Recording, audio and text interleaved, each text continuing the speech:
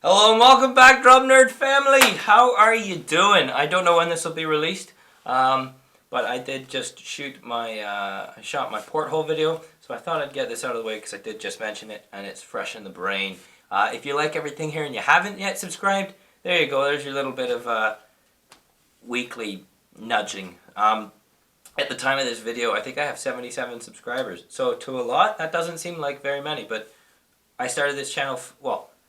I properly had a go at this starting this channel 5 weeks ago, and I only had 17. So I feel pretty awesome with how it's going. And so hopefully by the time this comes out, there's a lot more. So let's get into it. What is bass drum tunnel? Is that even the official term? Honestly, I can't tell you if that is the official term or not. That's the term that my buddy Graham uses in the studio, and he's a producer, sound engineer, mixologist, although he doesn't mix drinks, so again, he mixes sound. But yeah, if that's the lingo that they use, the lingo, I'm not hip with the kids these days, not as much as I used to be. That's a lie, I never was. But yeah, he calls it bass drum tunneling, and what that does is you take off the reso head, and this, like I said in the previous porthole video, is the only time that I will accept removing all resonant head from the bass drum. When you tunnel, what he does is, or what they usually tend to do, is they'll put a microphone right in front of the bass drum, as if it were to be where the porthole would be. So they do mic up the bass drum. So if this is the bass drum without the reso head, they got the mic in there, and from there you build a tunnel. Usually, I mean, the one that we made almost stretched across the whole studio floor. It was probably expanding from the bass drum by maybe 6 to 8 feet. So it's a fairly long bit here, right? And what we did to make it was, we used vocal booths, those fabric adjustable kind of divider, like a room divider, similar to what's behind me here, but obviously that wouldn't work because it's quite sharp edges, a sharp surface in terms of it being wood, and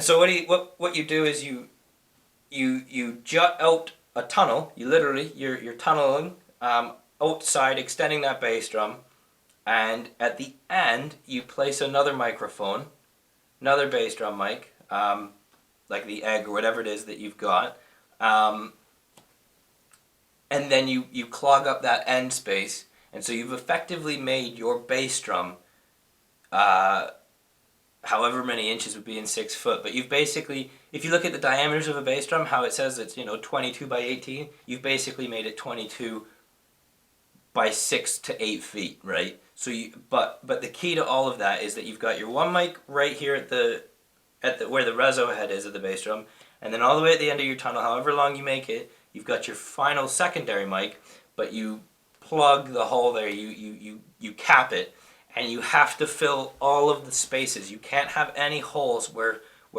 sound or air can escape out. You have to, and this is what we did for a few minutes, actually, more than I'd care to admit.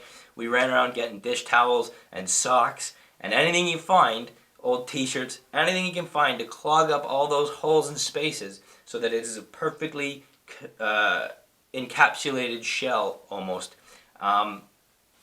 And what he then did, and what then gets done, is they take both mics, they take both signals of the mics, and this is where I can't talk so much about it because I'm not well versed in the engineering sphere of things, So I'm not going to use proper terms, not because of choice, but because of genuine ignorance. So please, any sound engineers who might be watching this, let me know. Give me some tips here. But what they do is you basically take both mic signals and you blend those together, and so you get the sound from right here, and then you get an ever so slight delay down here, but you mix them together, and because you've got such a long, expansive space, you've got this pure, isolated, unadulterated kind of cannon, because you've just sent all that sound and air, and you've not let it go anywhere. It's literally staying all within itself.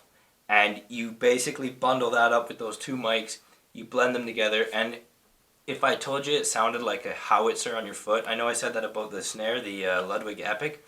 It's just the same, but not so cracky. Obviously, this is a low-end howitzer.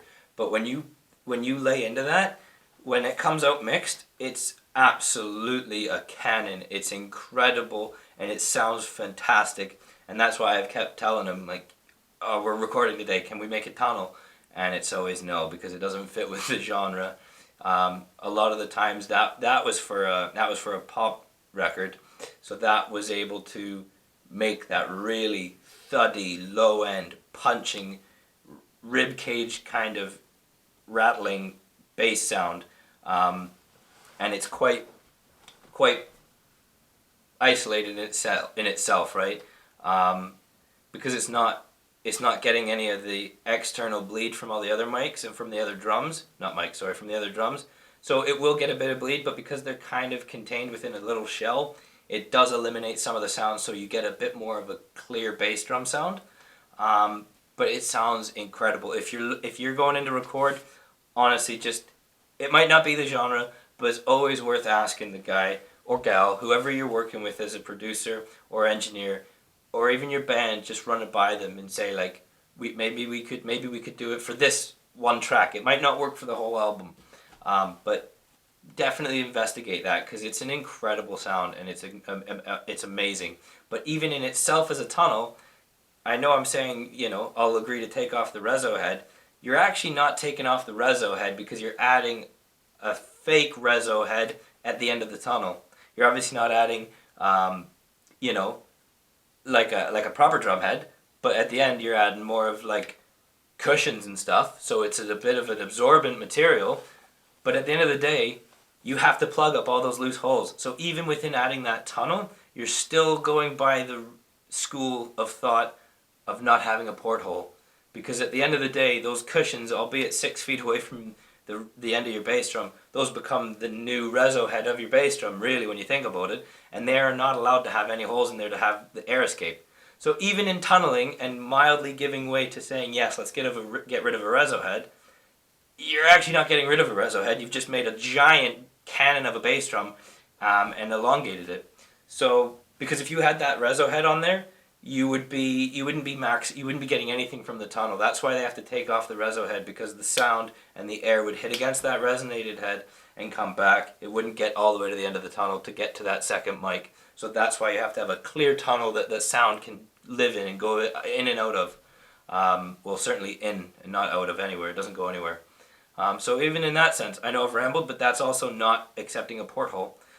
So I think between the tunnel video and the porthole video, I think my main point is I don't agree with portholes. And what more I don't agree with, though, and please again, is the sheep kind of mob mentality that is pushing all these people into all these things, and I don't agree with it. The thing that I think everybody should do is learn for yourself, go and find for yourself, explore for yourself, When I was younger, again, deviating here a bit, but this is an example to prove my point. When I was younger, I wanted to buy a drum kit. I bought my Ludwig. I love my Ludwig kit, and it's not anybody's fault. It's absolutely not anybody's fault, but I didn't know myself, and people were saying, oh, phone this guy, he's a drummer, phone that guy, he's a drummer. They'll help you know and decide what to pick. And so everybody was just saying, like, oh yeah, buy a maple kit. Yeah, get a maple kit. Oh, just get a maple kit. They sound good. So I got a maple kit. Now, that's fine. But where was anybody saying, hey, by the way, check out Babanga wood, a nice African hard dense wood? Or what about a birch kit, because that's a bit brighter? Or how about a mahogany kit? Or even DW does an almond kit now.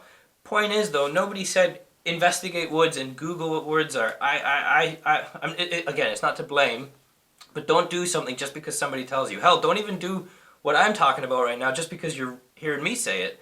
I really genuinely want, above all else, everybody to have their own opinions and thoughts and investigate these things, and I would love it if you would disagree with me about portholes, if that's what you actually want and believe sounds best for you, because then you found that. And if this video helps you get there, that's even cooler. But again, I don't want people to do things just because somebody says you need to do it because it's a trend or a fad without knowing why,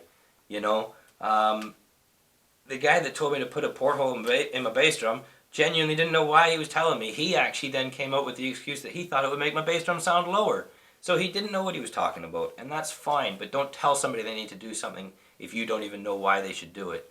I want everybody to have their own thoughts, their own ideas, and it doesn't matter what anybody else says. Block out the noise and do what you think sounds best for you.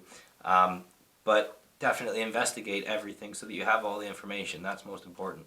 So I've gone off on a bit of a philosophical rant there, but bass drum tunneling, incredible, absolutely the bee's knees, and if you get a chance to experiment with it, 100% suggest to do so. It sounds amazing. You might disagree. Personally though, it sounds like a cannon under your foot, and it's really, really nice, clean, thuddy, low-end bass sound. So have an experimental kind of approach to things and see what works. Hey, here's some work. Here's some work for you. Find out which length tunnel works best, because I haven't figured that out yet. I don't know if anybody has the answer to that. So you be the person to find the answer to help us all out. So let's give back to this drum community. Find out what you think gives the best drum sound on a tunnel. And again, this is subjective, but let's see if we can narrow down a nice average. So there you go. That's all from me right now, because I never thought I could talk about tunnels for 10 minutes. If you've made it this far, I hope you've enjoyed and hopefully learned a little bit. I'll see you in the next video. Keep your stick on the ice.